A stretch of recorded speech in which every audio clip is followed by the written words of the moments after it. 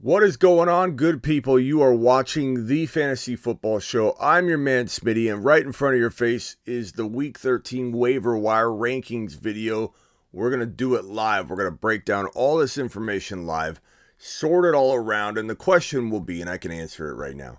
Let me kill the suspense. The question will be, right, is anybody going to rank high on the confidence scale of being the best pickup of the year? That's right, your boy Smitty ranks between 1 and 10 on the confidence scale as to what players will be the best pickups of the year. Frake first in the building, James second in the building, the OJ, Lewis, appreciate you all. File on in, hit the thumb up button. The Fantasy Football Show, Week 13 Waiver Wire Show, it begins right now.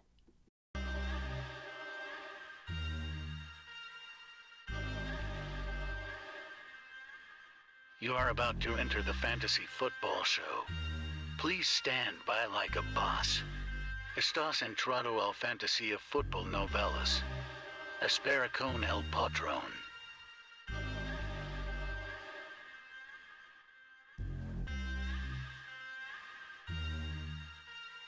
Smitty is live Monday through Friday, 7 p.m. Eastern.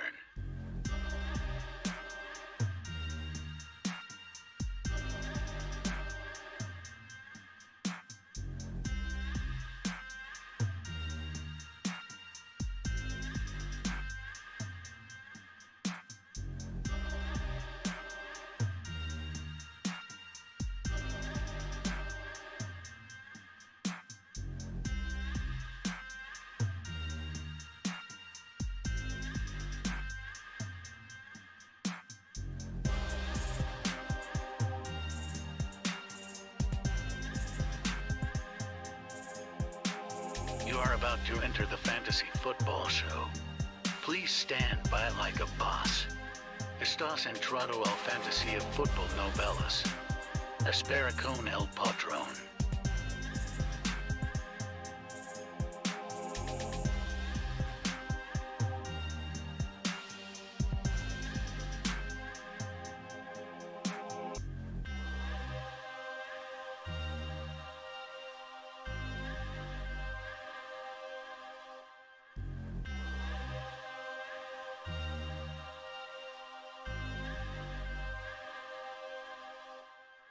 You are about to enter the Fantasy Football Show.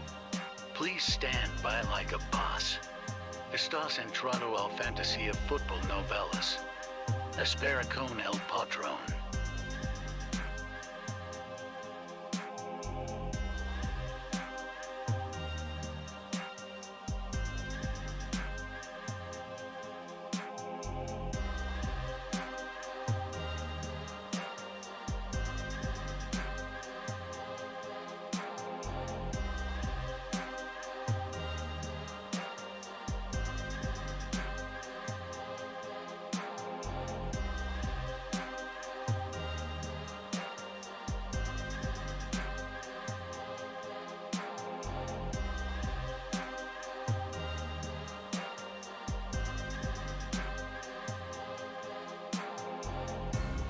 You are about to enter the Fantasy Football Show. Please stand by like a boss. Live from the FantasyFootballShow.com studios. It's the Fantasy Football Show. Live! Monday through Friday, 7 p.m. Eastern. What is going on, everybody? I'm your boy Smitty. You're watching the Fantasy Football Show. Right in front of your face are the Week 13 Waiver Wire Rankings, unsorted, unfiltered. We're going to break it all down. We got a $20 super chat right out of the gate from Ron Navy. Let's go. Where's my mashed potato button? Mashed potatoes! Ron Navy dropping fire right from the start. Ron Navy says, let's have our morning coffee, listen to Smitty. Let's have a day. Appreciate you, Ron Navy. Okay, so we've got a lot to break down here. And there's certainly a different strategy for everybody.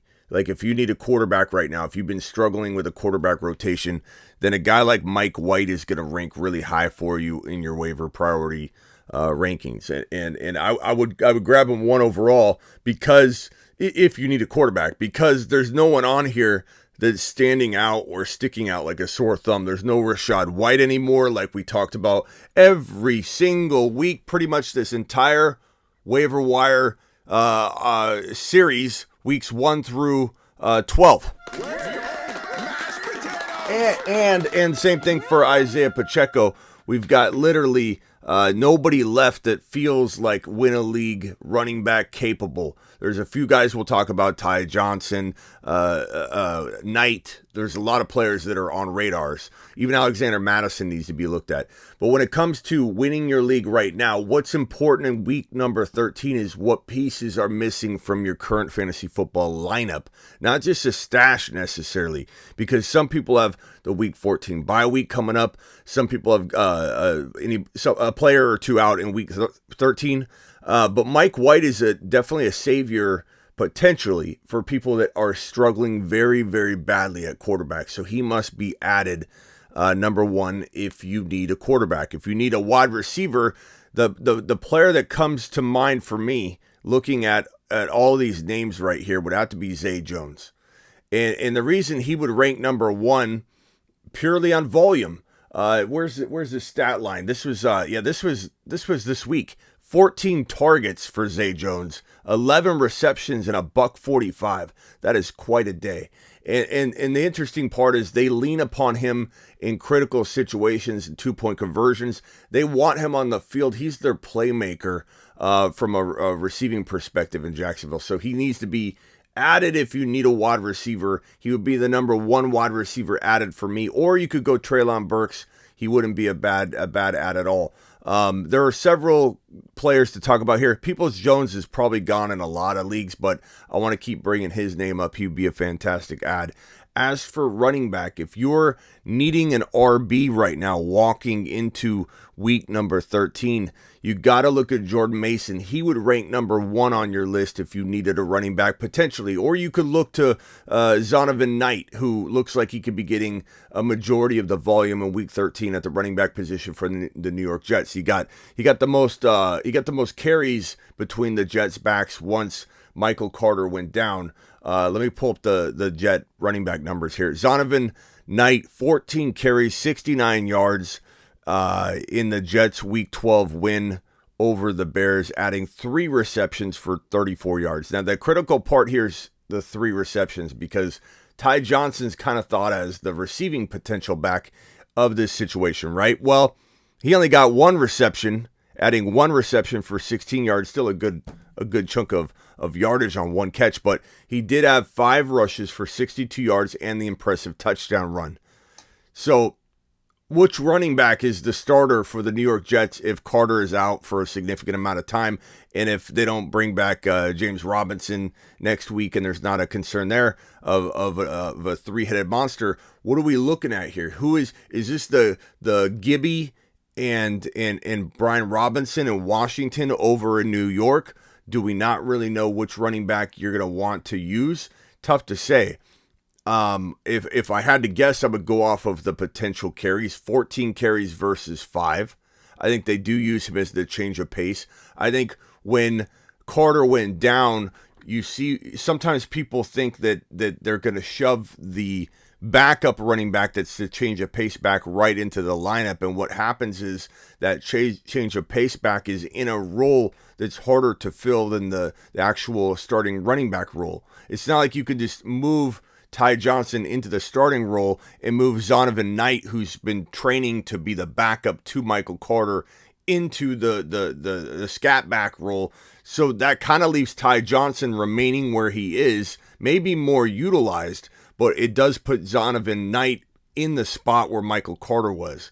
So sometimes the backup pecking order is different than people anticipate based on the fact that the third down back probably remains the third down back. However, Zonovan Knight catching 3 balls versus Ty Johnson's 1 makes you think, okay, Knight might be the more valuable of the two. We really don't know is the honest answer.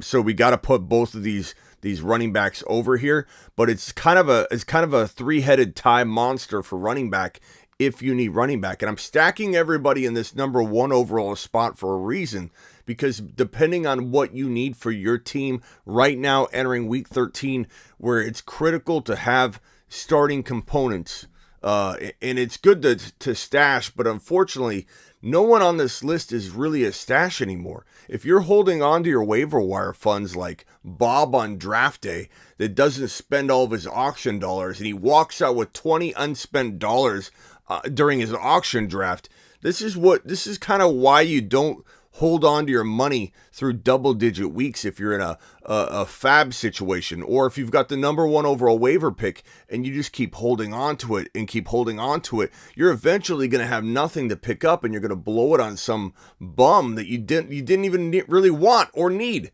And so really it comes down to week 13. What do you need? Mike White, you need a quarterback. Mike White's the number one overall pick for you.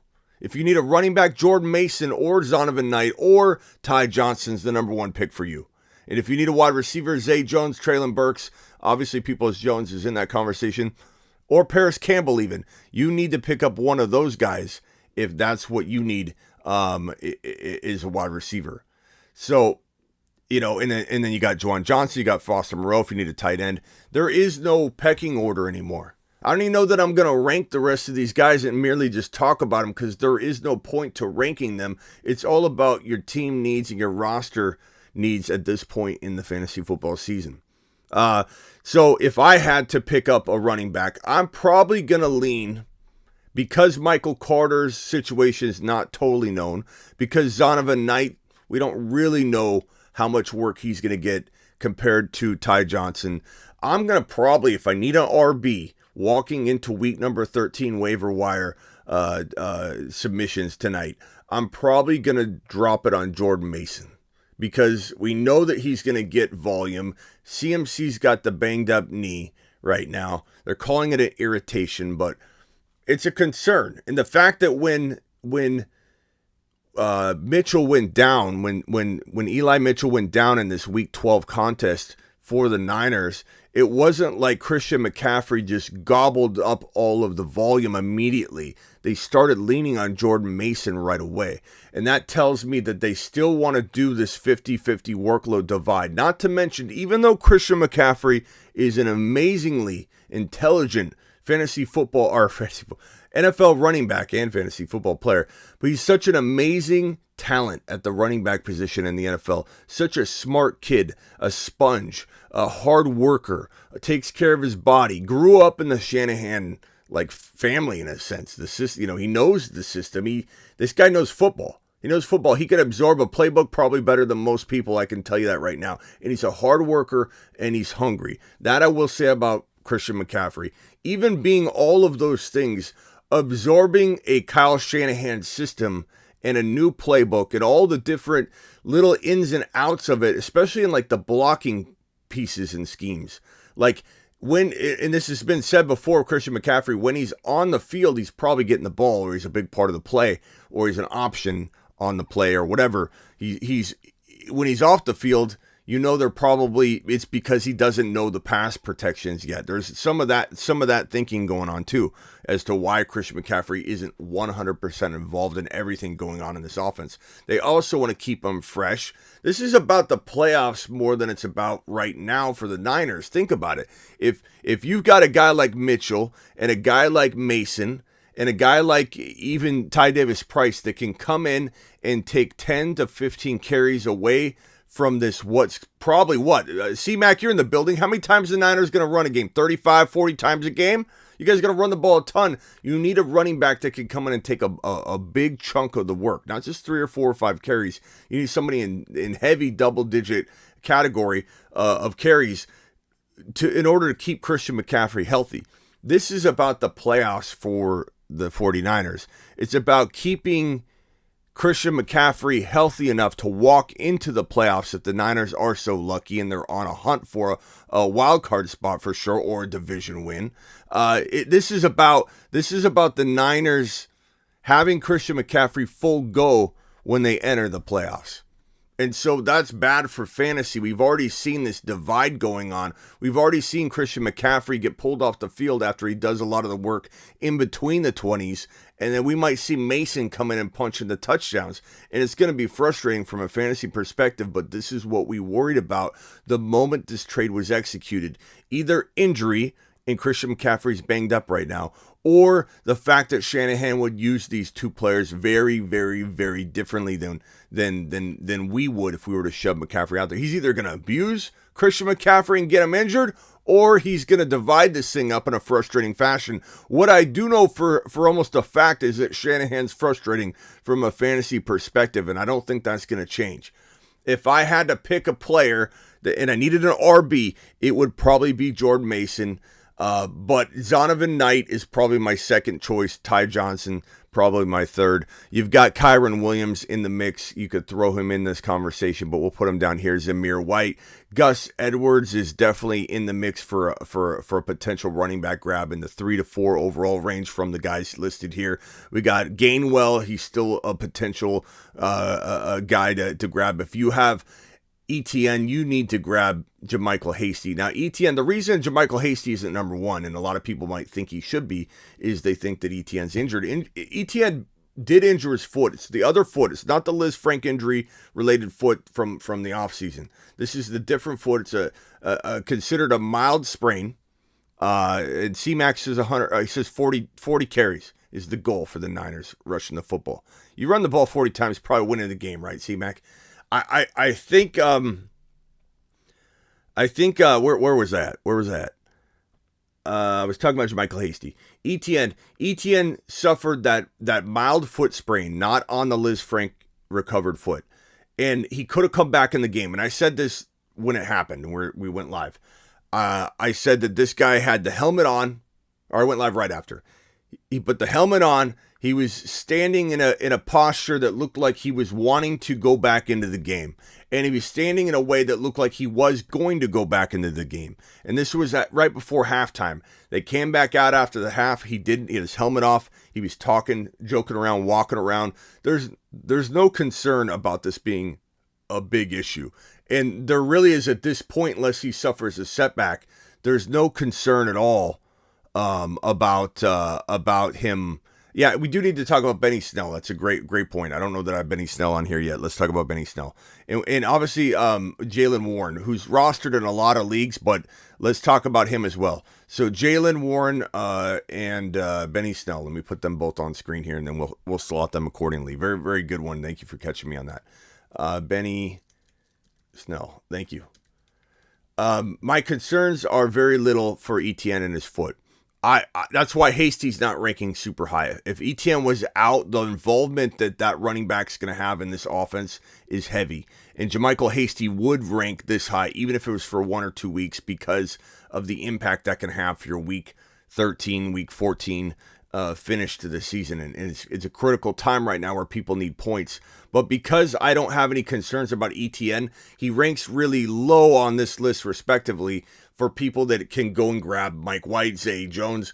Only ETN owners should maybe consider bumping JaMychal up, a handful of spots to secure that running back room. So if you have JaMychal, or if you have ETN, you want JaMychal Hasty a little more than the average bear. And if you don't really. He's a cuff. He's the same as Alexander Madison, who does need to be on this list as well. Now, thank you for reminding me about Benny Snell. Benny Snell probably ranks somewhere in this range. I don't know that I have Benny Snell over Zonovan Knight.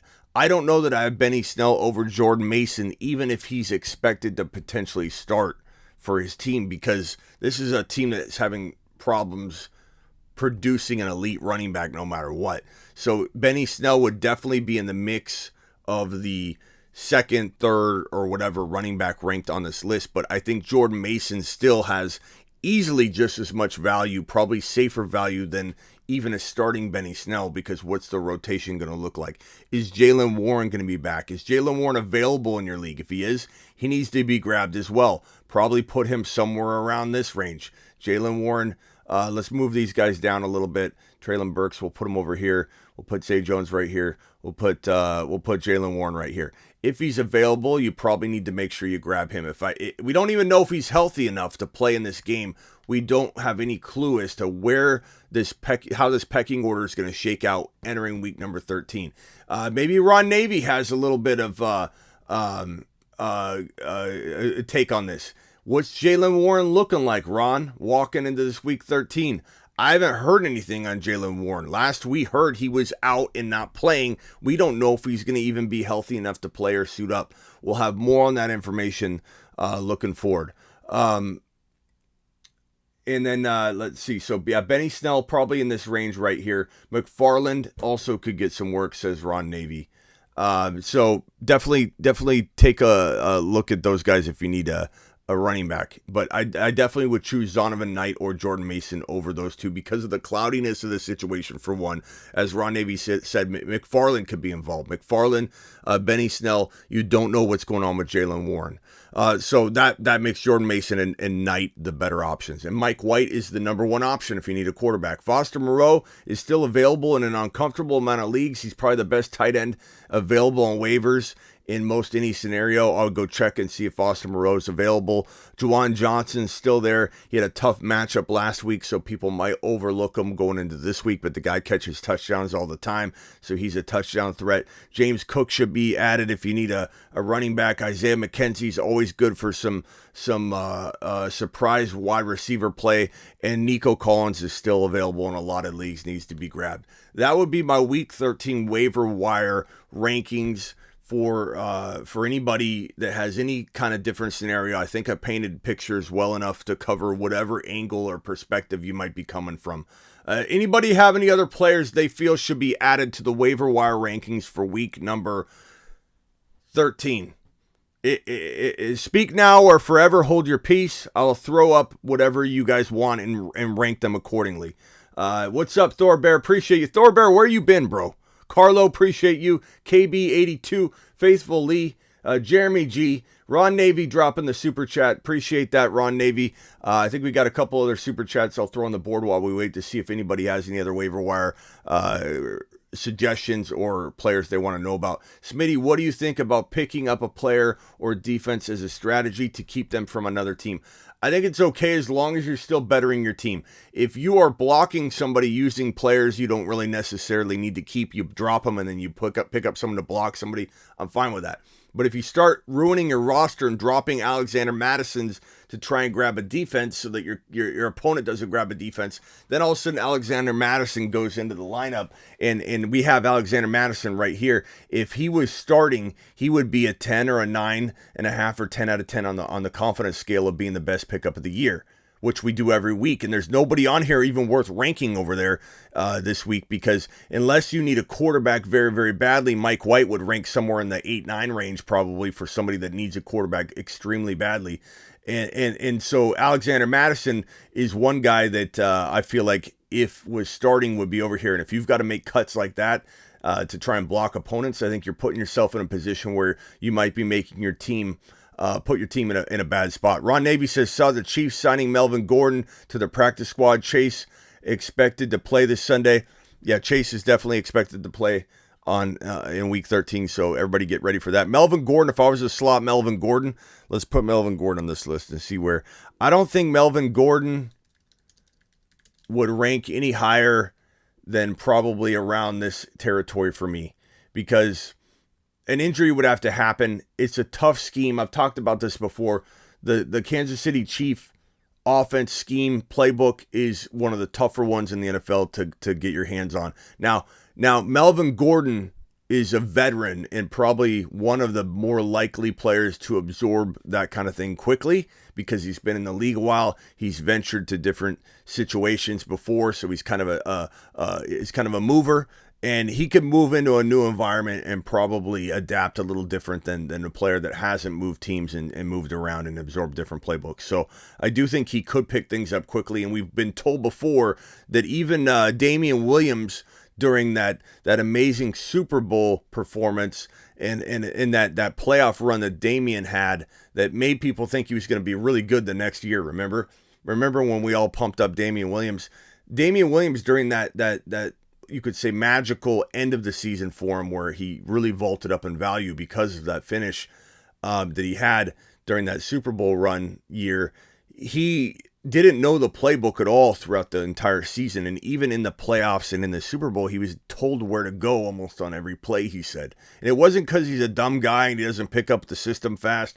It's because KC's so complicated. Mahomes would be like, blue 76 hatchback, 11, 49-7 score, crosshatch 11. Break. Damian, you do a 5-yard out. Like, it was literally that kind of thing for him because it was such a complex system. He couldn't grasp it in enough time. So, like, Melvin Gordon stepping up and just, like, being the workhorse from week 13 through 17, I don't see it happening. Anything can happen. Injuries can certainly open doors and create fast development. So, could this thing develop into a situation where Melvin Gordon start week 17, week 16? Sure. But right now, it is not Melvin Gordon's job to lose, and he's not even second in the pecking order. It's going to be, until further notice, the Pacheco show. So unless Pacheco gets hurt, we're not going to assume anything crazy with Melvin. He's no more than not even a backup. He's a backup of a backup. So we're going to put him right there. But certainly somebody to think about, keep on the front of your mind. Ron Navy, appreciate your super chat on that one. I think I'm caught up on the super chats unless somebody super chatted down below. I think Harvest dropped one. Warren probably won't play this coming week. That's kind of my thinking, and that's why I didn't really have him on here to begin with. But I think someone bringing up Benny Snell made me want to put him on here to at least have the conversation. So if Jaylen Warren's available, maybe even he gets moved down until we know he's back. So we'll just put him down there.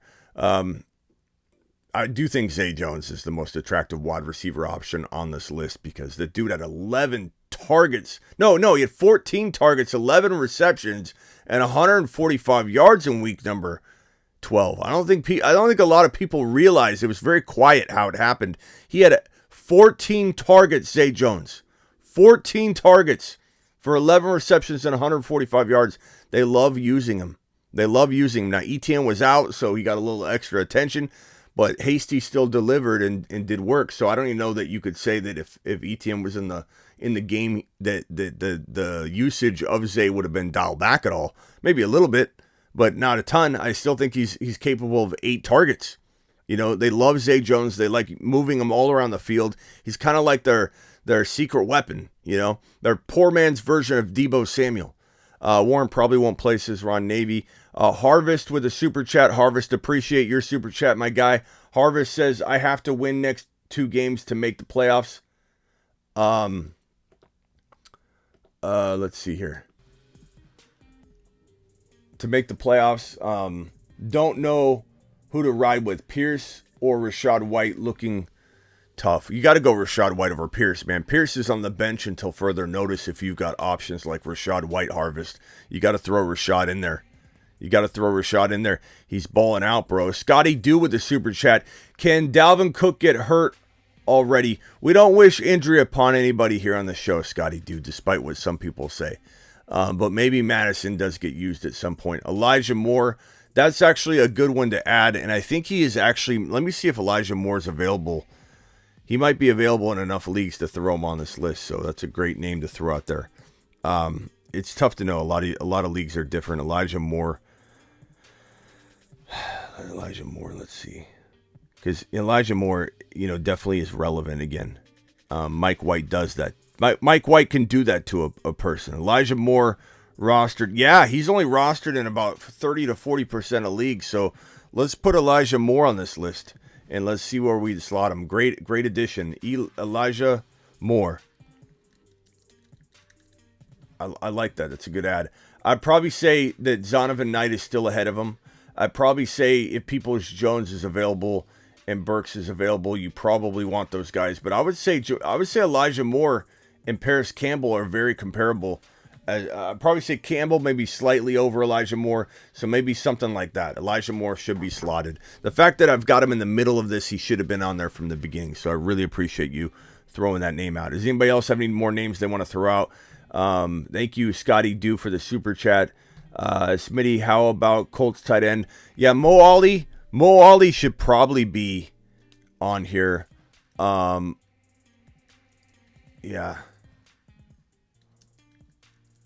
Mo Alley Cox is a pretty decent tight end at this stage in the game. So we'll put him on here. Mo Alley, we'll probably put him at the bottom here, but he's definitely should be on the list. That's a good one as well. Smitty, how about that Woods fellow, Colts tight end? Yeah, he's okay too. You could put him on here. Him and Mo Ali Cox, you could both put on here. Geno, Trevor, Mike White, or Danny Dimes. Kyler's on a bye. Geno is the safest. I think Trevor Lawrence is probably second safest. Mike White has the most, I think the most upside, but probably the most risk of the three. So you got to kind of pick your poison. Swift rest of season, I don't know, bro.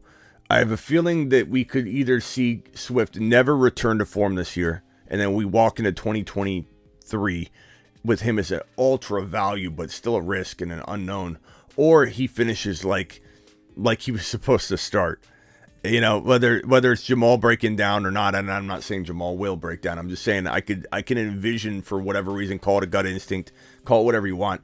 I can envision Swift having one of those 152 TD games. You know, yeah. And I'll put Woods on here.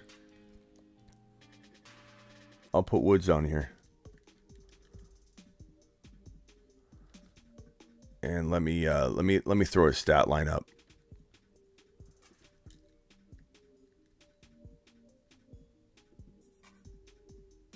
Jelani Woods had 9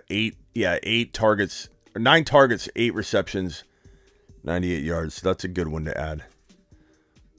Maybe he is a better ad than Mo Ali, probably, at this point. He's a very talented guy. Let's throw Jelani on here. Jelani Woods. Maybe we rank him a little bit higher. It's a good one. Maybe we'll put him as high as like Elijah Moore. So if you need a tight end, yeah, because, I mean, I didn't even realize he had that many targets. 9 targets is quite a bit. 8 of 9 for 98 yards. Not bad. Not bad. Good ad, people. Good ad, people. Cox did have a catch. He's okay. Did they call us catch back? Let's see. Hold on.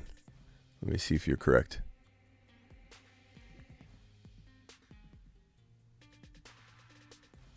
No, Cox had 3 targets, 2 catches, 14 yards. He's okay. He's a talented guy, but I think Jelani is the better option. I think you guys are right. Nice call. Nice call. We moved Jelani up here. You can even put him in at as high as this range if you need a tight end. I like that call. Hey, Smitty, could you let me know about this trade? I traded Barkley and Olave for Travis Etienne, T. Higgins, and Herbert. I don't mind that trade, Noah. I think that could work out for you. You need a quarterback. I understand why you made that move. I've got Chase, A.J. Brown, Gabe Davis, Pickens at wide receiver, Skywalker, Pollard, Jeff Wilson, Algier at running back. I'm 9-3. Does Mason help me out? Of course, he helps you out as potential depth piece. And if something happened to Christian McCaffrey, he'd be a guy you'd shove right in, just like Alexander Madison. Just because you can't shove him in your lineup doesn't mean you shouldn't grab him. If not, just to hold somebody back from picking them up. You know what I mean? As long as you're not cutting somebody good. Love the show, Smitty. Been a while since I got to watch it live. Always watching, though. Appreciate you, Will. Thank you for hitting that thumb up button all the time. Scotty Do. All these guys are desperation waiver wire ads. Sorry, says Scotty. Scotty's not liking anybody. Well, Scotty, your team, you're living it up. You're living it up. The rich don't need to dive into the waiver wire, do they, Scotty?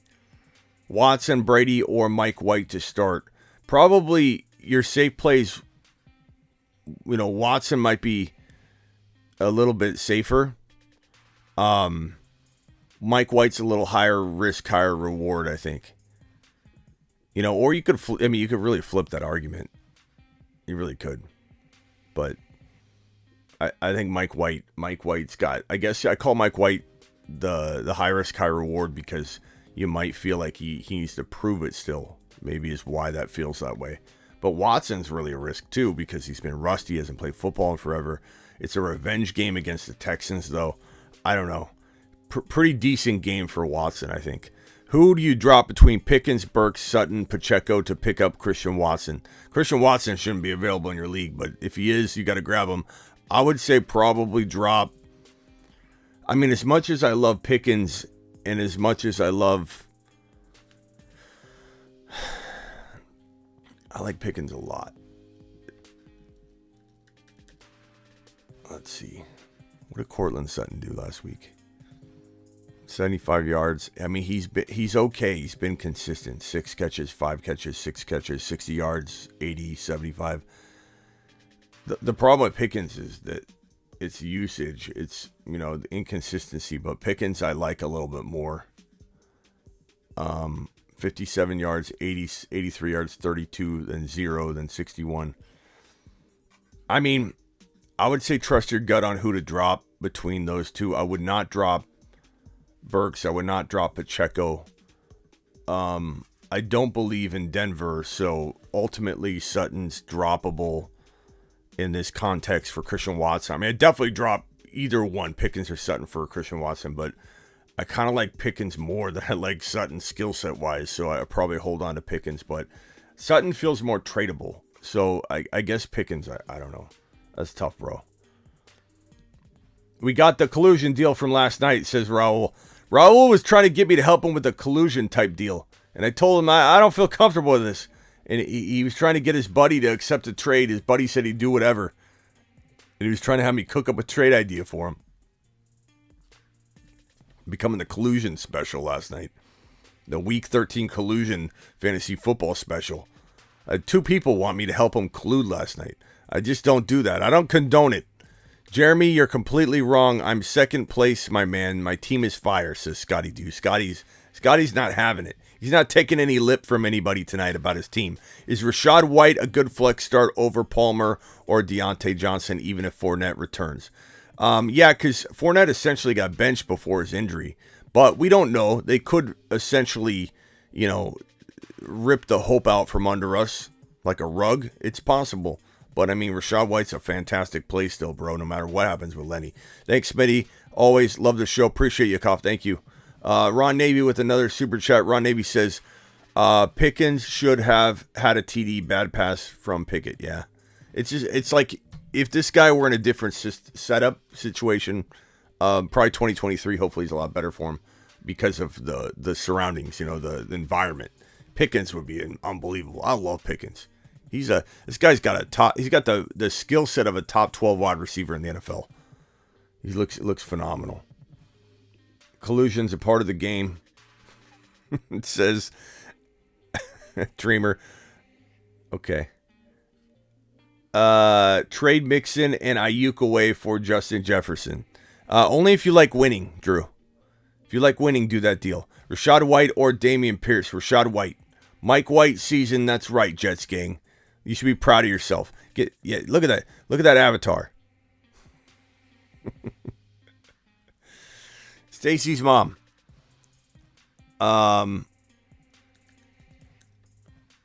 Let's see here. This one's from Jedi. Jedi says, do I bench Kamara for White, Pacheco, or Swift? Let's play this by ear, Jedi. I think ultimately you want to start Kamara. And you want to find a way to play these other guys, but it's a tough question to answer. And I don't think I bench Kamara in, right now when it counts.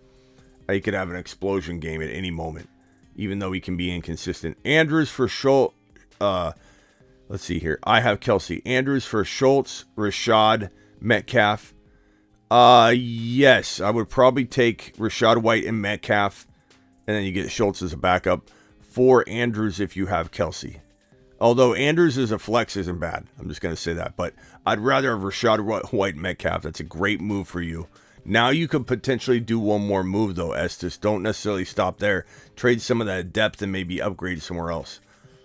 Frederick, did I answer Frederick's super chat?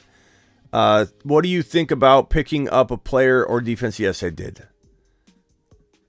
I think we're caught up on the supers. If I missed anybody's super chat, please let me know and I will find it and answer. Appreciate everybody in here dropping supers and being supportive. Hit that like button on your way in or out. Hit that subscribe button if you have not yet. We only have 63 thumbs up and 210 of you watching right now. Please punch that thumb up button for your boy Smitty. Zamir White is definitely an ad. We've got Zamir on here. He's right here. I'm sorry if he's covered up. Zamir White is definitely on this list. You could rank him anywhere in this range right here. You can rank them anywhere in here. And let's hit the news wire and see if there's any other news we need to read about walking into this week. We do have the Josh Jacobs situation kind of evolving right before our very eyes. This report just posted here. It looks like a few minutes ago here. We got Josh Jacobs potentially a concern. We saw this last week, though. Josh Jacobs' calf hopes to play Week 13. He won't practice much this week following a monster Week 12 outing against the Seahawks. He struggled through a calf issue, apparently threatens his Week 13 availability. If he suits up, Jacobs' matchup against one of the NFL's softest rushing defenses is going to be tasty. Zamir White and Abdullah should be rostered in deeper leagues. This is according to NBC Sports. So, yeah, that is a concern and something to watch. It could have Zamir White. We could even put him up this territory here. It could have Zamir White climbing fast. Like if Zamir White, this is a guy that we've had on the waiver wire rankings on and off since week 1. We love Zamir White. Almost a moon man. So if Zamir White was inserted into the starting lineup, and you could anticipate this if you wanted, and say I'm gonna draft Zamir White or pick him up off the waiver wire or spend my fab on him in anticipation that something happens. Hopeful is not great, to be honest with you. When you see words like hopeful, that's like I always say when Dad said he was gonna maybe get you ice cream later if you were good, and then the nighttime came and he was tired and he was like, I don't want to throw the ball anymore. I don't want to go get ice cream tomorrow. I'm sorry. I know I told you today, but tomorrow he gets tired. Dad gets tired. You can't blame him. Okay, he works hard. But this was like when you're told hopeful, he hopes to play Week 13. Hope isn't always the greatest word you want to hear. So Zamir White could climb. We had him here. That news brings him here. But if he was starting, you could put him here. And even if it's 1 week, you could say that he was a 9 or an 8 out of 10 on the confidence scale. The only reason why he wouldn't be a 10 out of 10 is because you don't know if Abdullah is going to get half the work. And so you don't really know what's going to happen. So Zamir White will put right there, but that's definitely a concern. And we'll have to monitor that situation walking into the coming days. So know that Zamir White could climb really, really fast. KCM, can we get a phone a friend trade veto drop? Can we get a phone a friend trade veto drop? KC, if you need to call in, if that's what you're saying. Appreciate your super chat. Ron Navy with the super chat. Ron says Demarcus Robinson from the Ravens, I picked him up, could be okay. That's definitely a decent ad. I appreciate that one. Does the rise of Jacobs and fall of Pierce change your thought process on having bias in fantasy football? Yeah. But I mean, Pierce did phenomenal, and there's nothing wrong with what Pierce had done and did and still could do. But we're obviously worried enough to bench him. As for Jacobs, I mean, what a nice turnaround for him. I don't know how I feel about his future. You know, Leonard Fournette is a guy that I've doubted over the years that has had good seasons. So, you know, it doesn't mean that, you know, I think people will overvalue Jacobs walking into 2023. And I don't think I have any bias involved to hold him back. I have told you guys that Jacobs is the one player that I have bias against. But I could recognize when he's playing well, and he's playing fantastic, and he's playing like a top 5 to 10 running back right now. I wouldn't put him in the top 1 to 5 because it is one game that we're judging that off of. Keep in mind that everybody and their mother was worried about Jacobs walking into week 12, not just because of the injury, but just because he had been playing bad for a while again, or he didn't play amazing. He hadn't played amazing for a while. So it's easy. Hindsight's 2020 to say, oh, he's a top 5 running back. We all thought it. Everybody's going to say that, but Jacobs it depends on where he lands next year. You know, it depends on a lot of things. Jacobs is definitely, he's got potential. He's always had potential. It seems like he's got his head on straight right now. He hadn't in the past. So it's good. It's good.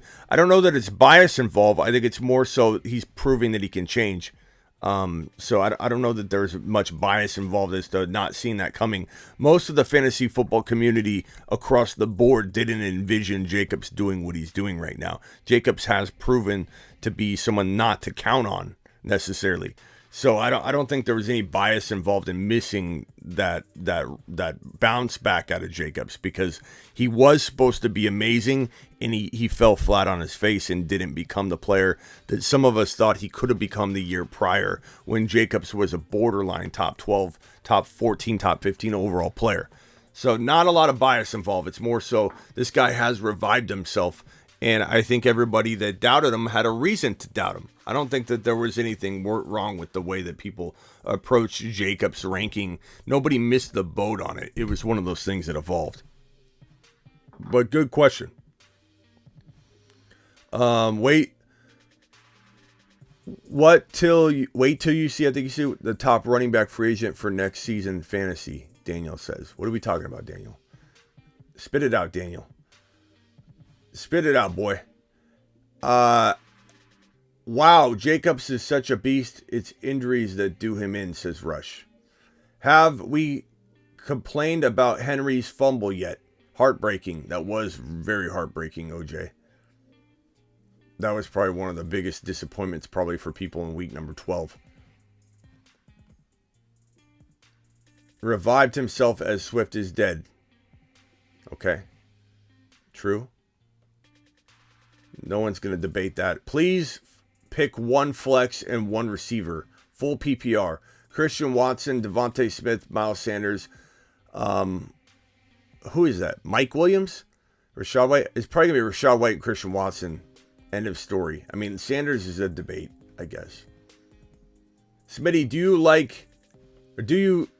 like Jordan Love improvement in maturity if he starts and they shut down Rodgers rest of season? Oh, Jordan Love. I thought you were talking about Jordan Mason. I don't love Jordan Love, but I think I'm open-minded to see if he can, prove doubters wrong. But I'm certainly not going to be starting him or in Superflex I might. But I'm certainly not ultra excited about Love yet. I think Love's got a lot to prove. But I think the Packers like him, and I think they do want to see him, see what he's got in store. What's up, Scotty Doo? You're live on the show, bro. Good morning, man. Thanks for answering my call. Yes, sir. Got a couple questions. So, in my flex, I can either start Rashad White, Devin Singletary, or Olave. Which one should I put in my flex? I have Stevenson and Eckler as my starting running backs. I mean, as of right now, you could say Olave's maybe the safer play, but we got to hear about what's going to happen in Tampa at the running backs position. You know what I mean? Like if Leonard Fournette is probably out again, I'd probably lean Rashad White. If Leonard Fournette's back, but they're saying the job is White's and it's clear, there's clarification that we feel good about, then I'm probably going Rashad White. If we don't know, there's no clarity around it, it feels like Olave might be safer. It doesn't mean I wouldn't start White at the end of the day, but I think I would say Olave is safer at that point. With those, there's just a bunch of different scenarios there that we got to look at. I can't really give you an answer yet. It's difficult because of the matchups, because I do like Singletary, but then again, he's playing against New England, and Olave is playing against Tampa, and Olave's quarterback situation is not the best, so it's kind of dicey. I'm a Niners fan, of course, so I didn't play Olave last week. I benched him because he did have, he almost had that long catch. It was, I guess it was incomplete, but whatever. But, yeah, thank you for the advice. And then one more thing before I let you go. About the Jets running backs. I don't know. I wouldn't advise most people to try to grab one. In my opinion, I think it'll be a rotation. I think Jordan Mason's a nice pickup to complement McCaffrey as well. And then what do you think about Kyren Williams and just that Rams offense as a whole? I had Kyren Williams. I was holding him on the IR most of the year, but I feel like that Rams offense is not that good, or even worse, starting Kyren, especially for those that are looking to try to make playoffs. Yeah, I'm not real excited about Kyren right now, just because like you said, the offense is atrocious and they can't move the football. And everybody always says things like, oh, if the quarterback goes down or there's quarterback problems, they'll run the ball. But if you can't move the chains, it doesn't matter. 3 and out doesn't matter. Bad. Look at Dameon Pierce, bad rushing attempts. For anybody that thinks it's Dameon Pierce's fault, it is what it is. You can't separate player from situation. So Dameon Pierce, all intents and purposes, he's benchable. I understand that. I acknowledge that. But for anybody that thinks It's his fault. They don't know what's going on. They aren't watching with their eyeballs. The guy is negative yardage. I think it's the last 2 or 3 games, negative yards before contact. That means he's getting hit in the backfield every single time he touches the football. He's not getting any positive yardage before contact. That is not his fault. The fact that he's averaging over 0 yards per carry means he's an absolute monster, an animal. But it is what it is, you know. So in the case of Rams players or whatever, it is what it is. You know, Higbee's not going to be what Higbee could be. And Kyron's not going to get the opportunity or be what he's supposed to be with this offense being in the state of this offense is horrible. It's just like Pierce. Pierce on a different team, you take Pierce away and put him on in Jacksonville where Etienne's thriving, and he would explode. Pierce would be a top 4 running back. So it is what it is. You got to read the tea leaves. You got to take the situations as they come and accept them. Move on, adjust and adapt, and that's what we do. One door closes, another opens. I agree with you. Pierce is an absolute stud. He's just in a very bad situation with a bad offensive line. Yeah, he's a stud, man, for sure. But, yeah. Hey, I'm going to let you go. Thanks for answering my call. All right. Have a good day, man. Later, Scotty. Yeah, I wish Pierce was in a different spot. Maybe things get better with the draft and the offseason and all that, but Pierce on a different team would be amazing.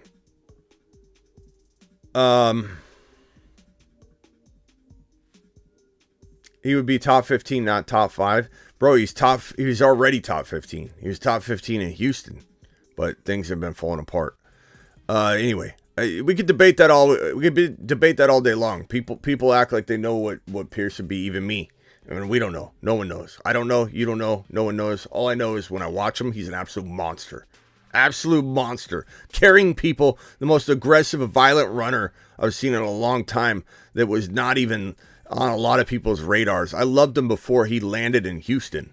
You know, so it's not like he just fell in a good spot at first, we thought, and then it developed into a bad spot, which is weird. But he was fully utilized, and it was a good situation for him at first. But, I mean, it wasn't bad. For people to say they avoided him because of Houston, he did well in Houston at first.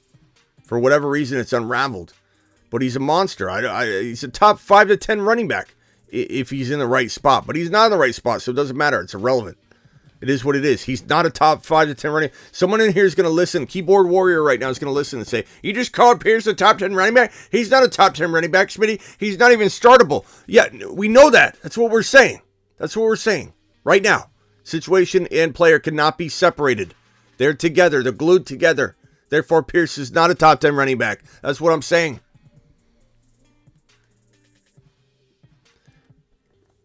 Laundromat Jack, you're up. You're live. Hey, what's up, Smitty? Hey, my trade deadline's tomorrow. I'm trying to consolidate my bench a little bit just for the playoffs. I have a trade to run by you. I just want to know if you think it's a good trade for me. All right, Laundry, hit me with it. All right, so I'll be getting Godwin and Zeke, and I'm giving up Dameon Pierce, Tyler Lockett, Cordero Patterson, and Samaje Perine. Pierce, Lockett, Patterson, and Perine.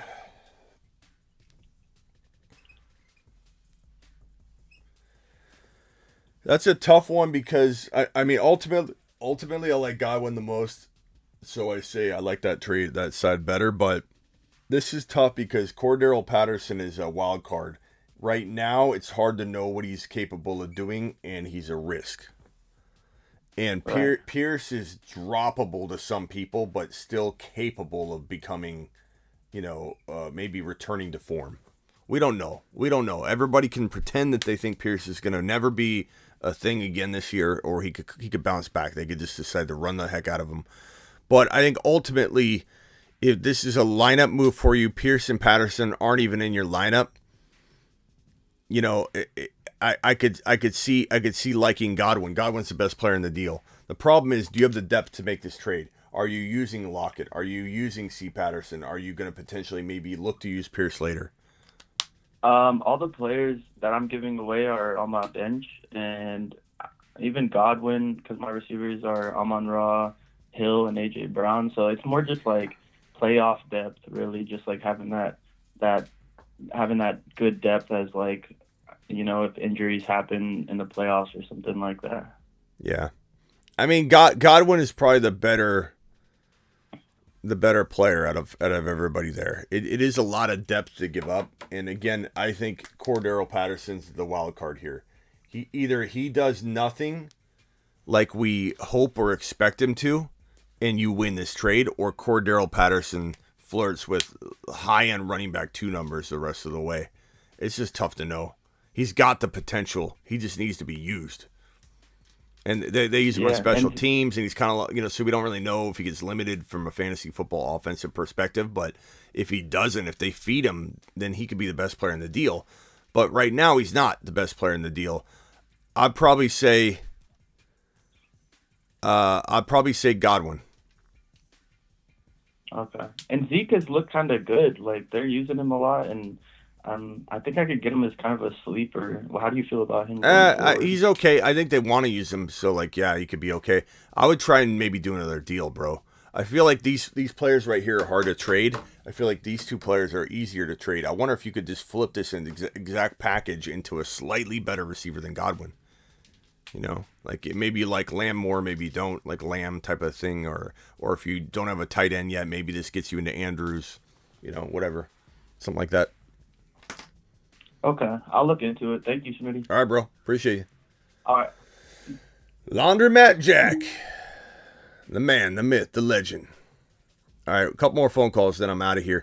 Hit that thumb up button on your way in and out. 93 thumbs up, really? 270 of you in here and only 93 thumbs up. Call in, next caller.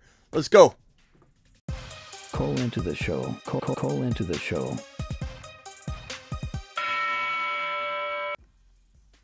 93 thumbs up.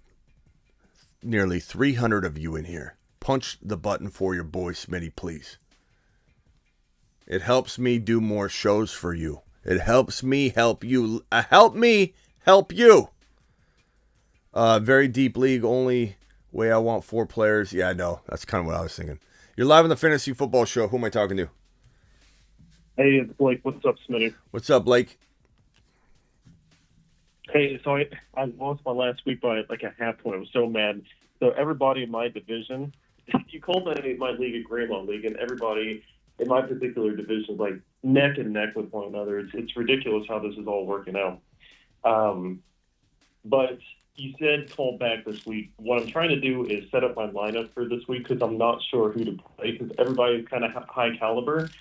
And so it's like, well, who do I rotate in and out in order to be effective for the upcoming week? And it kind of screwed me last week because I didn't do it well enough. All right, spit it out, bro. Spit it out, bro. We got to go. All right, so here we go. Olave or Wilson this week? I mean, no offense, but we can't do the backstories. Olave or Wilson? Jeff Wilson? No, Garrett Wilson. Oh, Garrett Wilson. Sorry. Yep. Olave, Garrett Wilson. I like both of them, but I'm probably going Olave. I think everybody. Let's ask the chat. What does the chat think? Olave or Garrett Wilson? I mean, seems like the matchup may be better for Garrett Wilson. Yeah, it is, but it's so hard to sit Olave. Let's see what the chat thinks. Convince me, chat. I just like Olave's talent a lot more. I feel like. All right, cool. So while they're convincing us, I have another one: ETN or Kenneth Walker. You got to probably go. You got to go Walker because there's some concern, not a lot at all, but some concern about the foot, and then also the fact that even if they're both healthy, you're probably starting Walker over ETN. But we'll kind of play that one by ear based on ETN's situation. But I mean, I still don't see a way I'm sitting Seattle. Look, the Rams are just getting run over, and I know that you could argue usage or whatever for Kenneth Walker. 20-something yards. He had 2 touchdowns. He had 2 really hard rushing touchdowns. He looked fantastic.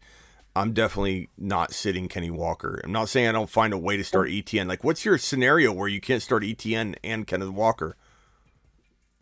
Listen to this. I got Barkley and Taylor as well, and I have Rashad White. Okay, so it's a grandma league I don't know. essentially.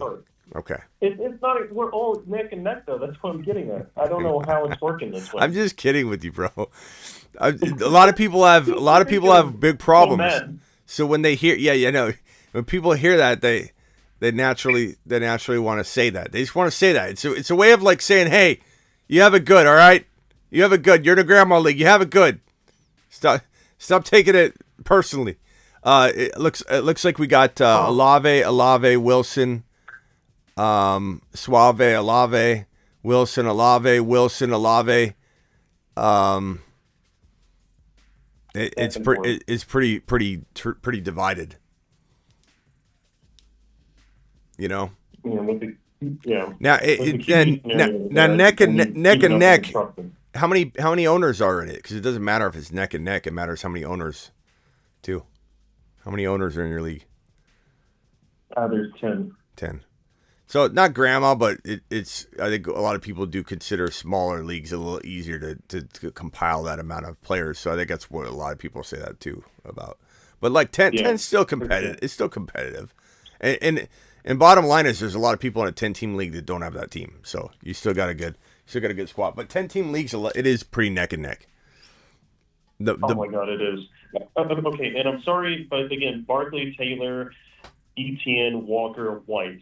I know there was a lot of names. Walker, it's Walker for me, but maybe let's address this on Saturday night or Friday night or whatever as well. Yeah. Okay, that's fine. All right, thank you, Smitty. Yeah, appreciate you. All right, later, bye. Yep. Jimmy 44, you're up. Smitty. What's up? I forget why we called you Jimmy 44. Why did we call you that? Because I had to call you 44 times to get on the line. Yeah, you're the auto dialer. You're the you should see all my missed calls. I finally got in with a great Smitty. Yeah. All right, what's up, man? What can I do for you, Jimmy 44?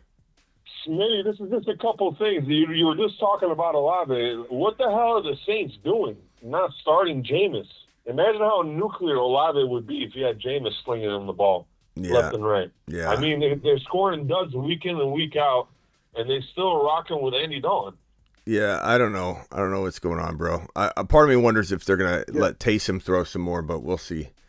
But Olave. That's what I'm thinking. I think they might make Taysom the starting QB. You never know. You never know, bro. They're hard to predict because. Imagine what a pickup that would be. Yeah, well, I mean that's why he's on all my rosters, but yeah, I don't know. Right? I mean Olave can survive, anywhere. He's like he's able to survive, whatever situation's thrown at him. So that says a lot about Olave. But yeah, it would be nice to have if Winston were in there, there'd be a lot of air yardage, going Olave's way because he was leading. I think he was leading the league in air yards. Earlier in the year, and it's like that's what Winston does. Just puts a bunch of air under the ball. And that's how good Olave is, man. Even them throwing zero touchdowns, no scores. Yep. This guy's still getting 13, 14 points. So monster. Come on, this guy Olave's a monster. Monster.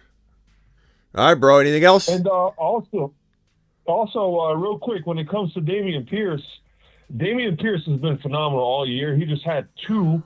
Keep in mind, it is 2, but it is a very, very bad game. Hopefully this week against the Browns, one of the worst-rated teams in fantasy against running backs, he picks it up when we get again. I'm okay with everybody benching him, but I do want to caution people away from jumping off the boat. Don't jump off the train entirely. You like this. The fact that people think that like this situation was bad at the beginning of the year and he still did well. So like they may need to revamp what they're doing. It's a concern. The number of carries is a concern.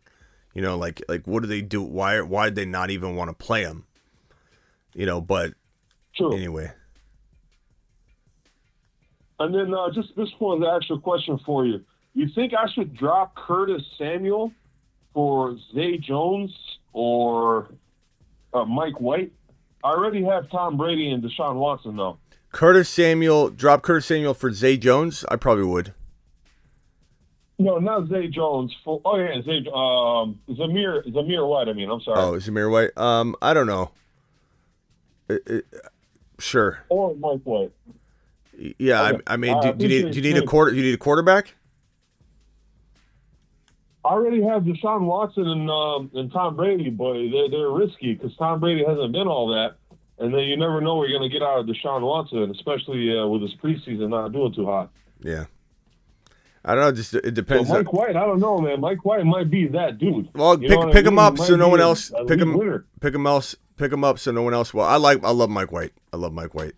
I think he's got a little bit of like high risk to him, but it's worth it. You know, he's been dropping when he's healthy. He's throwing for 400 yards and 3 TDs and 300 yards and 3 TDs. So I think he's a surgeon on the field.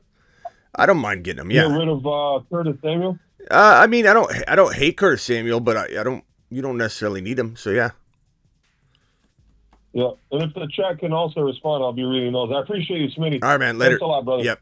All right, next caller. Who am I talking to? You're live on the Fantasy Football Show. There's only one of you left, so it's you. It's you. What's up? How we doing, man? I just want to get your opinion on my roster just to make sure. I feel pretty competitive, and well, first, in a 12-man league, full PPR. So I made a deal today, and I just want to get your opinion on if I should make another trade or just roll with the team I have. Roll. So do you want me to first give you the team, or do you want me to let you know the trade that I made? Yeah, give me the team real quick. All right, so right now I have Trevor Lawrence, Jonathan Taylor, Kenneth Walker, Amari Cooper, Devontae Adams, Mark Andrews. Hold on one second. Hold on 1 second. Yep. JT Walker. Who else? Amari Cooper, Devontae Adams, Mark Andrews. Okay. And then Rashard White. Okay. And I can use my bench too, but I just wanted to leave it at the starters. Okay. Starters are fine.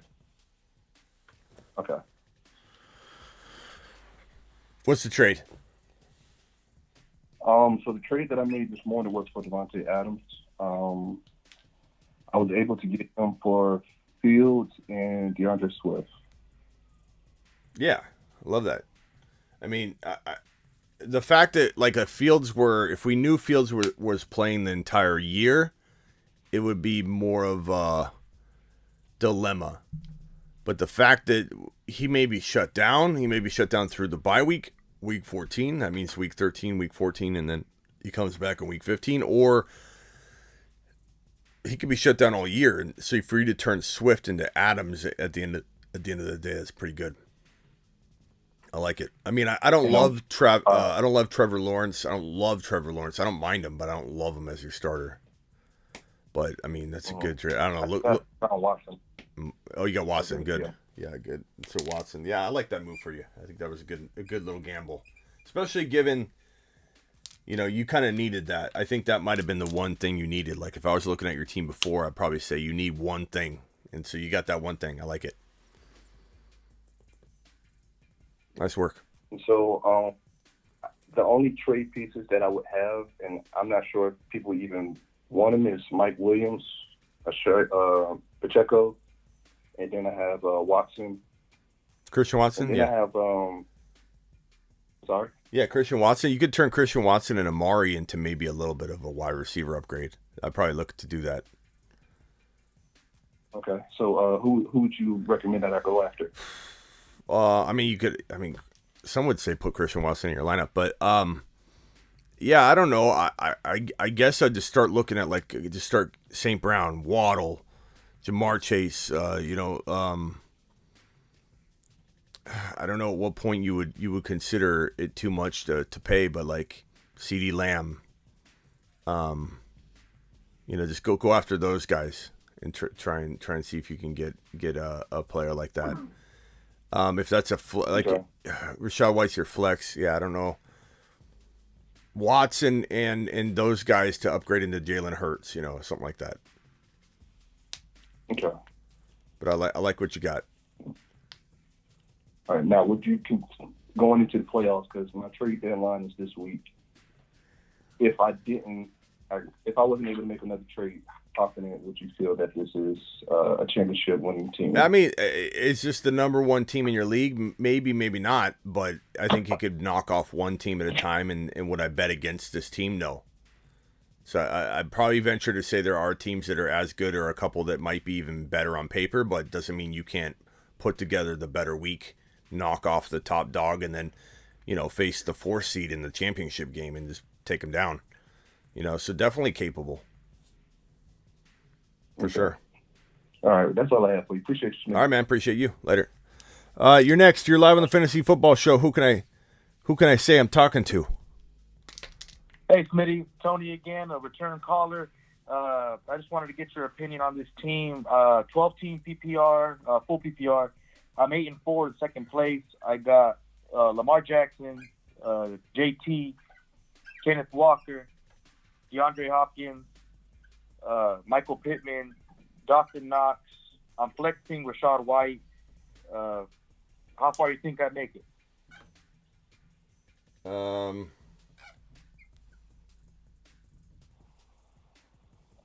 Wait a minute, I lied. I'm sorry about that. I got Chris Godwin on the bench for whatever reason. But, yeah, so DeAndre Hopkins and Chris Godwin. Okay. Lamar, JT, Walker, Hopkins. My marker's running out, so you can't really read anything. I got to switch it out. Yeah,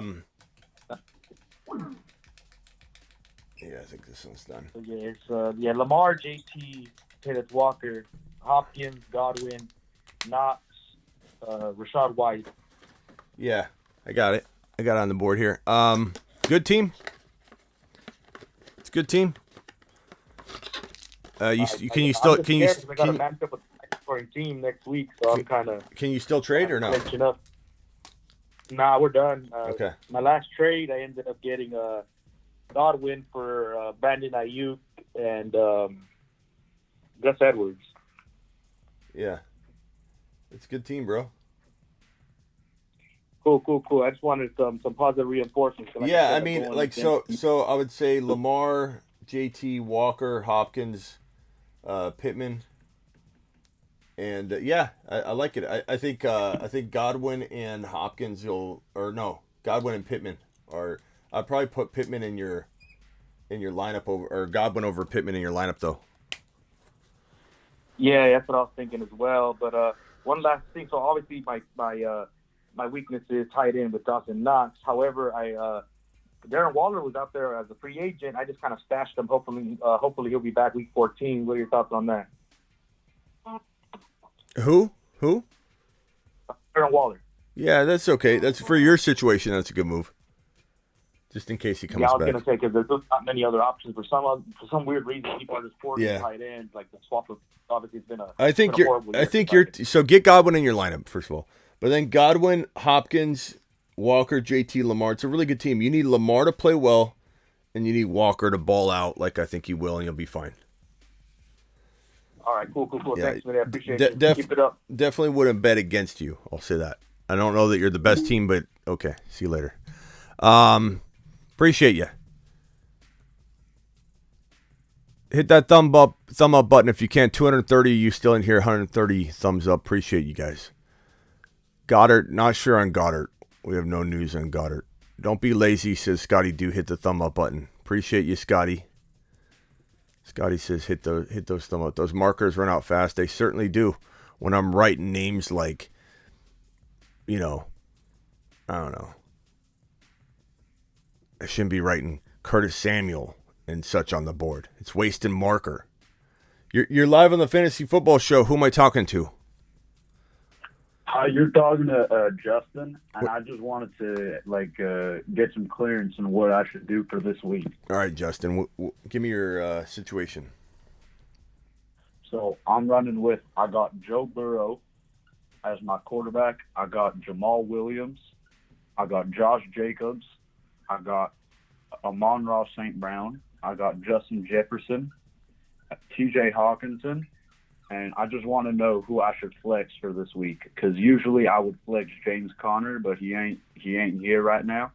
He's on a bye, so I want to know if I should flex Tyler Lockett or I got Latavius Murray, I got Joshua Palmer, I got Peoples-Jones, and I have he's on waivers. I have Jermichael Hasty just in case Travis Etienne doesn't play.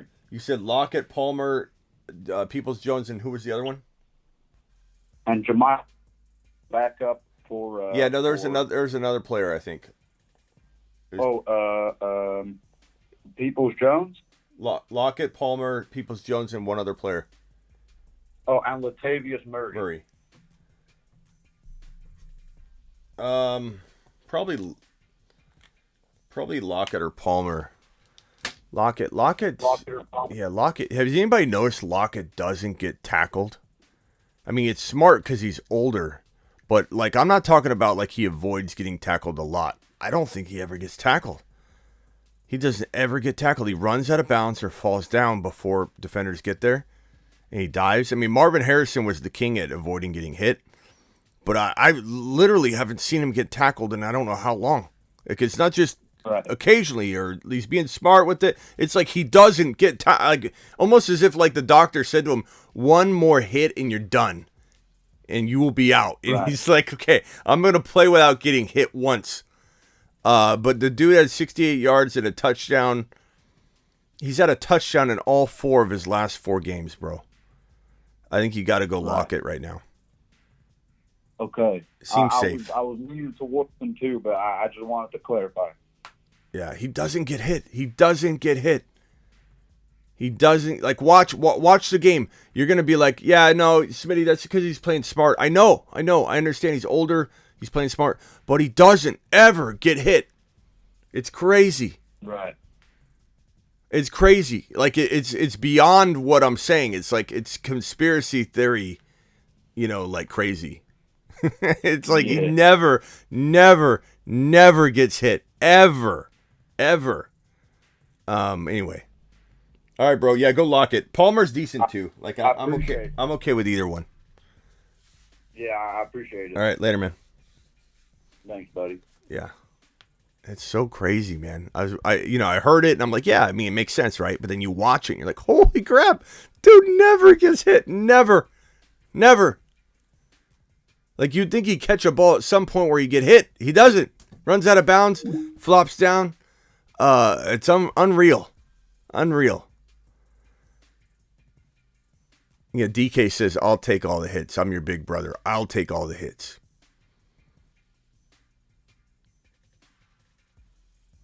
Anyway. All right, guys. I appreciate you. Do I have any other super chats that are pending? Let me see. I think I answered them all. Trade Chubb. Oh, I don't think I got this one. Deshaun, are you still here? I'm sorry about not seeing this one. Deshaun says, trade Chubb for Walker or Metcalf.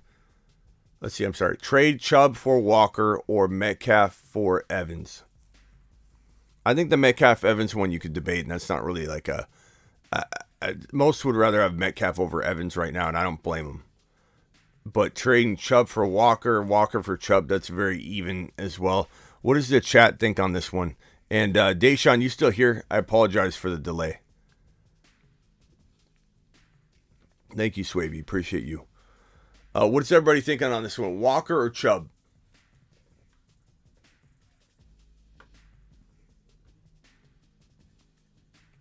I kind of like Walker.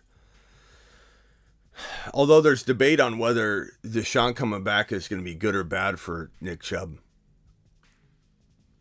Smitty, I'm shooting for trading Pierce and Garrett Wilson for Lamb. I don't mind that. Would I take Godwin? Yeah, I'd probably take Godwin. Walker, Chubb. Give me Chubb and Metcalf. Chubb this week. Chubb.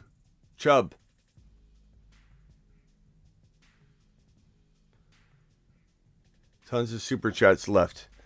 I don't think I have any super chats left, bro.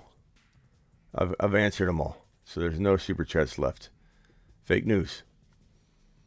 Smitty, would you trade Metcalf and Muth for Sun God? Metcalf and Muth for Sun God. I would take Sun God. Walker, Chubb, Walker. Chubb has a tough schedule. Walker, Chubb. I'd probably rather have Walker if it's me, but it's very arguable. I'd probably rather have. I think Evans is going to bounce back hardcore, but I still feel like Metcalf is safer at this point. You know what I'm saying?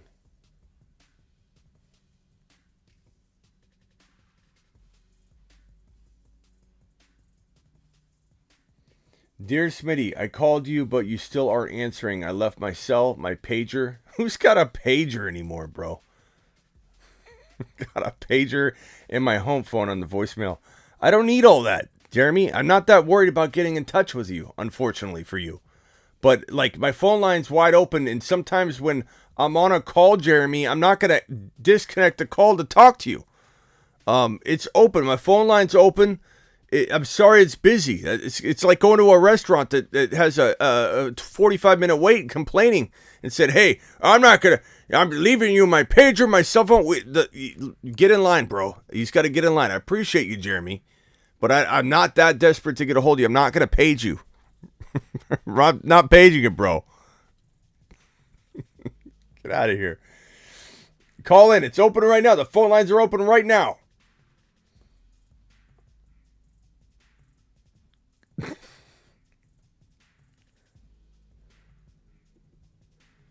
Get call waiting. I look, I have more than call waiting. I put 5, 6, 7 people on the line sometimes. Like, you guys are out of your minds. You're live on the Fantasy Football Show. Who am I talking to? Is this Jeremy? Hey, Smitty, it's Teddy. Teddy, what's up? Hey, I got to get some lineup clarity. I'm just kidding. I'm just kidding, I got Texas. quarterbacks all over the place and running backs all over the place. Yeah. I got Dak, Gino, and Deshaun. And then at running back, I've got Rashad, Mixon, K9, Pacheco, Zeke, and, well, Dylan on the side, but he blew up last week. And I'm trying to sort out which guys to go with this week. I'm going to throw one of those guys in my flex because my top 2 wideouts are Olave and Waddle. So I'm going to stick those guys in, but one of those running backs has got to be my flex and the other 2 in my starters. What do you think?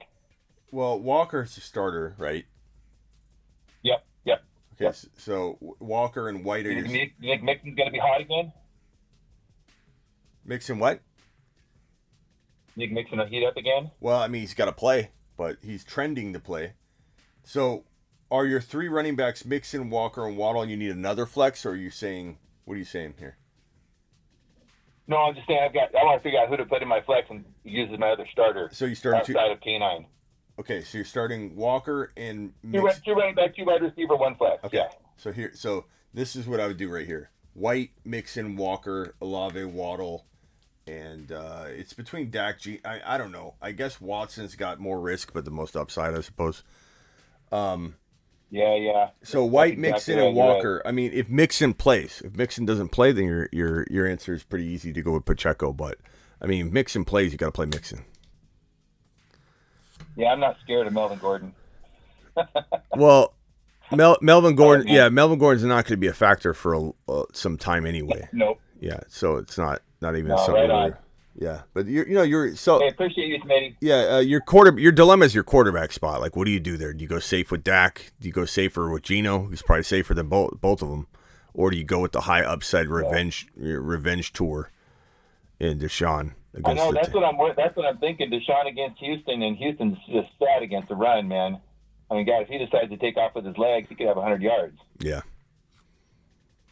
All right. Well, I'll wrench my gut, and then I'll figure it out. All right. Later, broski. All right. Sometimes there's no answer. You know, I could just keep giving answers all the time. You know, or if I don't know, I don't know. Like Dak, Gino, Deshaun, there's no answer. There's no, I would for sure do this. I'd waiver up until kickoff on that one. But like the highest upside ceilings probably with Deshaun. But Gino's steady. You know, I mean, he is steady. He keeps proving everybody wrong. You're live on the Fantasy Football Show. Hey. Oh, hey, Smitty. What's up? Hey, just want your thoughts on my team heading, getting close to the playoffs. All right. I had Chase and Javonte on my roster at one point, but now it's down to Herbert, Walker, Pollard, Higgins, St. Brown, Freiermuth, White, and Olave. And then on my bench, outside of like Madison and Pacheco, it's just a bunch of like forgettable pieces. Okay. All right. I got you. So I still do have a couple of days to make a move too if I see anything I like. Yeah, I mean, there's not a lot of high sell high value here. Not to say that's a bad thing or the team's bad or anything. It's just that, St. Brown, he's probably the best sell high you got. Walker, I think people are just concerned about the yardage last week. I don't think you're selling high on Pollard. I don't think you're selling high on Herbert. I mean, this is just it's a good, solid team that if it all comes together, you could certainly knock off one team at a time and win it all. Like, you certainly could. Do I think you're probably the strongest team in the league? Probably not. But the strongest team in the league doesn't always win it, It's got to all come together. Yeah, if I'm being honest, I'm probably like the second or third looking team right now. Yeah. I would not put my money on you if I was looking at all the teams, but I certainly wouldn't bet against you. Kind of what I've been telling people that aren't number one, but like, bro, all you got to do is have the number one team get knocked off the round before you play them. And then you easily could be a team that could win it all in that scenario. For sure. You just need everybody to come together. You need Rachaad White to continue. You need Pollard to continue. That's kind of what you're banking on. And Herbert to continue to bounce back. And then you're set, Then it's going to be a hard team to beat if all of it's firing, on all cylinders, you're good to go.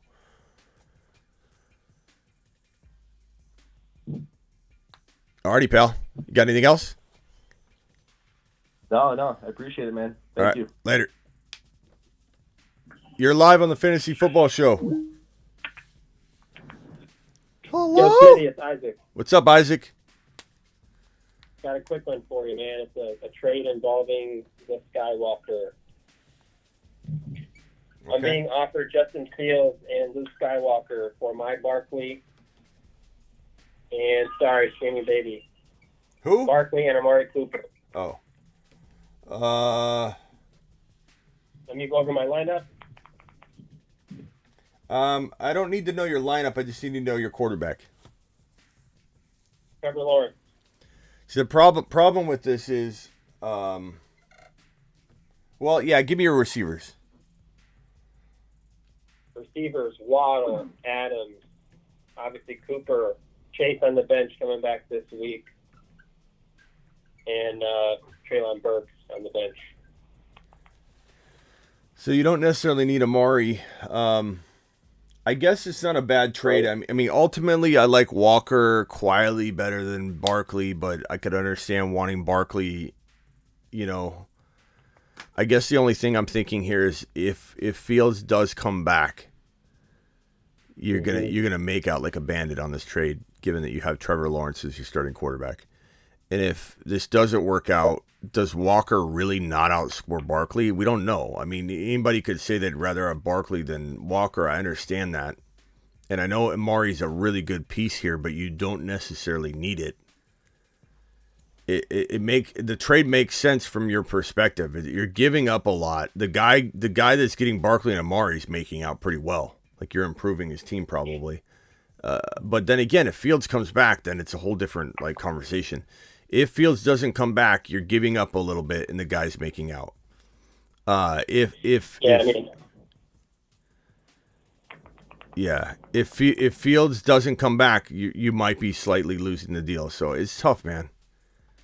It's tough. Honestly, it's the toughest offer I've had all year. I've been sitting on it a week, kind of seeing what will happen with Fields, and I just can't press the button. But I've been wanting Walker all year, and so that's why it's tempting. I think because you don't need Amari, it kind of feels like a good deal for you. It does. Just to take a gamble on Fields coming back. Like, Fields is hungry, and could I see the team being like, we're shutting him down but could I also see the team saying we don't want him to get out of rhythm? We don't want to just shut him down and have him come in cold next year. There's some rhyme and reason to that. So Here's another thing to add is I think it's relevant. Is the Giants' schedule is real tough, and I think they've had a dip, even though they started out real hot. Yeah. And Skywalker just seems to find the end zone. Yeah, I'm with you, man. It might not be popular, but I'd say I'd do it in your scenario. All right, my brother. Appreciate it. All right, bro. Yeah, Swavey, hurry up and call back. All right, man. Later. Swavey, call back, and then I'm done. Dial in. Yeah, for him, I feel like I'd do it. Wipe your feet at the front door. Yeah, look, Jamar Chase is expected to play. It's not even that news is trending in the right direction. The report was, and this could be reversed. The report was that he should play. That he should play week number 13. Yeah, and for anybody that missed it, there was some potential, bad news, obviously for Jacob. Jacobs is hopeful to play week 13 now, which is not a great thing. Hopeful's hopeful, but Laundromat Jack, Hey, Smitty. What's up? Hey, man. So like I said, my trade deadline's tomorrow. You've been helping me all year, so I just want to give you my team real quick and just tell me maybe who you might package for some higher, just some better players. All right, hurry up. Let's go. All right. QBs are Mahomes and Lawrence. Running backs are Chubb, Etienne, Rashad White, Damian Pierce, Cordero Patterson, and Samaje Perine. Wide receivers are Hill, Amon-Ra, A.J. Brown, and Lockett. Tight end is Kelsey.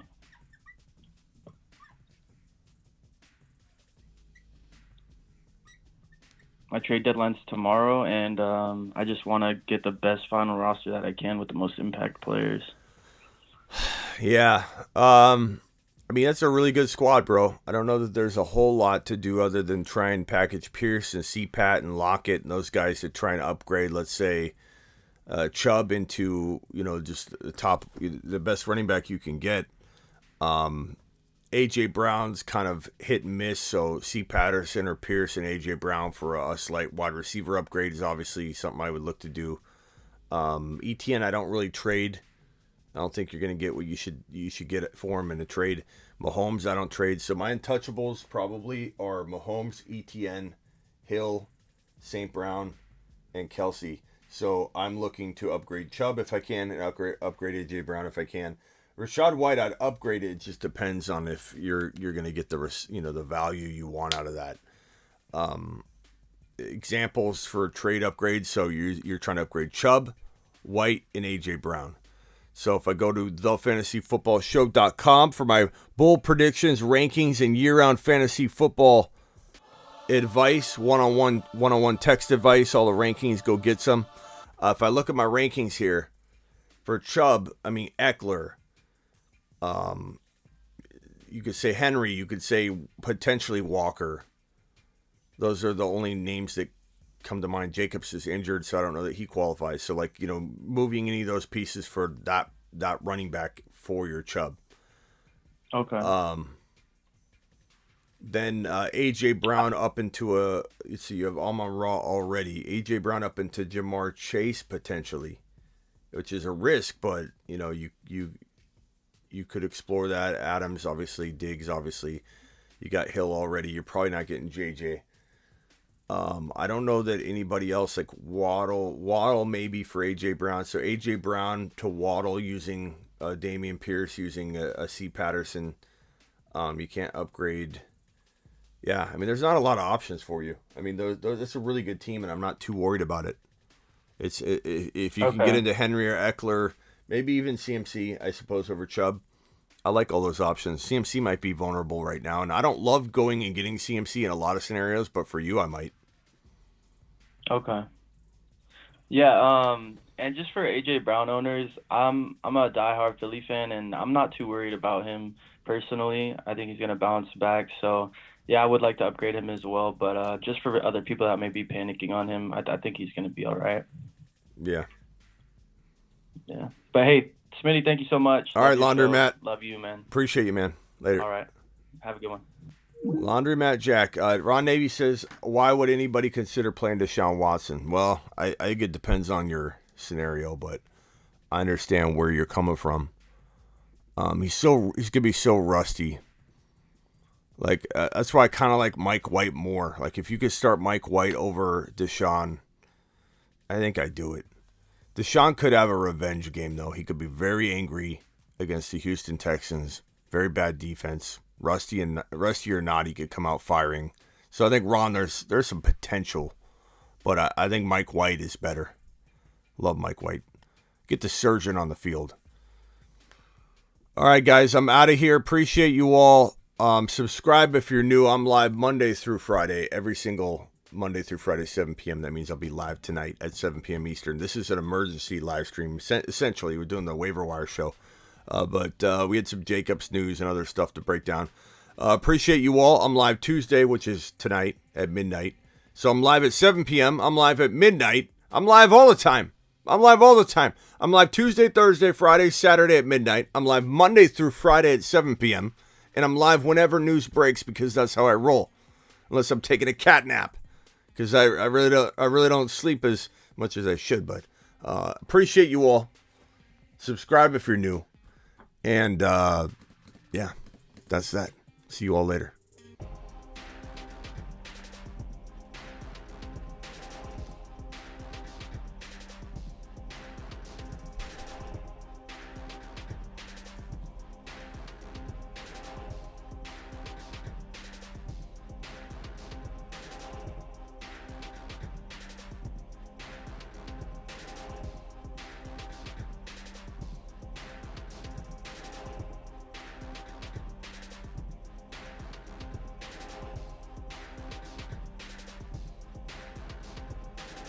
If anybody missed this show, was hoping you'd join me on my way to work, you can re-listen to this entire show, so I can. Thank you, Raul. Watson will get distracted by the cheerleaders, so Scotty do.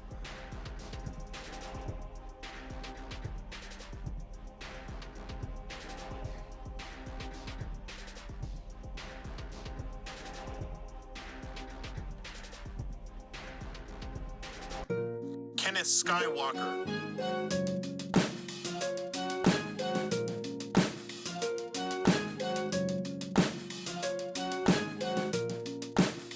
Kenneth Lightsaber Swinging Skywalker.